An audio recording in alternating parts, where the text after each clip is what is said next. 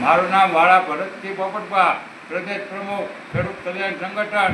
અત્યારે ખેડૂતોને વાવણી નથી થઈ, વરસાદના કોઈ ઠેકાણા નથી, એટલે તાતી જરૂરિયાત છે.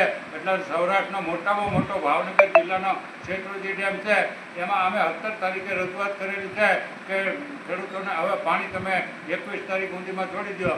પણ શેત્રુંજી સિંચાઈ વિભાગના કાર્યપાલક ઇજનેર ક્યાંક ને ક્યાંક નનીઓ ભણે છે અને ખેડૂતોને પાણી પૈસા ભરો તો જ આપ્યું એવો આગ્રહ રાખે છે. એ તદ્દન ખોટો છે.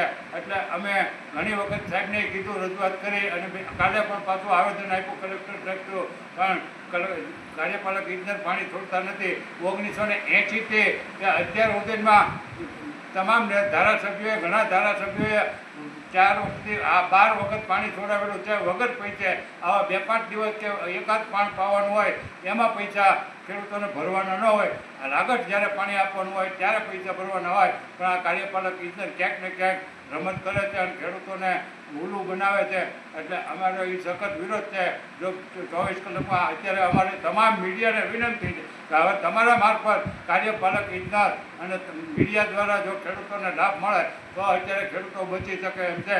અને ખેડૂતોને ભાવનગર જિલ્લામાં એક પણ ગામમાં વરસાદ નથી તો કાલથી 10 કલાક વીજળી આપે. કૃષિમંત્રી ભાવનગરના જ છે અને એક પણ ધારાસભ્ય એક શબ્દ બોલતો નથી. એટલે પછી અમારે ના છૂટકે મેદાનમાં આવવું છે પડે. જય હિન્દ, જય ભારત. જય જવાન જય કિસાન. તળાજા તાલુકામાં ખૂબ જ ખેડૂતોને પાણીની માગ છે, કારણ કે કૂવામાં જે કાંઈ પાણી હતા તેનાથી કપા પણ સોંપી દીધા છે અને મગફળી પણ વાવી દીધી છે. તો હવે હાલમાં વરસાદ ખેંચાતા કૂવામાં પાણી બચ્યા નથી.